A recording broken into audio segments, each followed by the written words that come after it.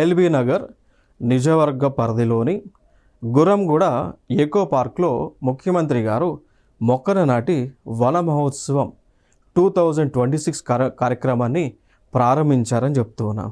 ఓకేనా. సో అంటే ఫైనల్గా రాష్ట్ర ప్రభుత్వం వన మహోత్సవం అనేటువంటి ప్రాజెక్ట్ని స్కీమ్ని లాంచ్ చేశారు. సో ఇనిషియల్గా ఎక్కడ లాంచ్ చేశారు?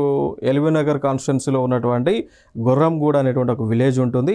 అక్కడ ఎకో పార్క్ నిర్మించి దాన్ని అక్కడ ప్రారంభించారు. ఇది మనం గుర్తుపెట్టుకోవాలి.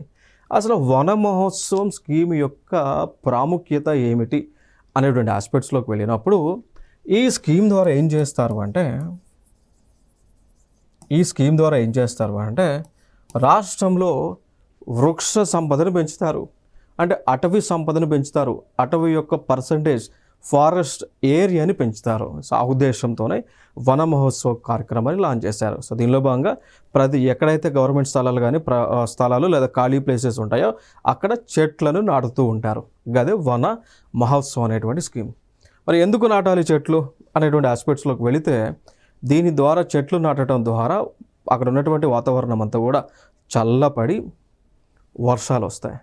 వర్షాలు వచ్చినప్పుడు వ్యవసాయం అభివృద్ధి చెందుతుంది, వ్యవసాయ ఉత్పత్తి పెరుగుతుంది. సో ఆ పాయింట్ ఆఫ్ వ్యూలో చెట్లను నాటుతూ ఉంటారు.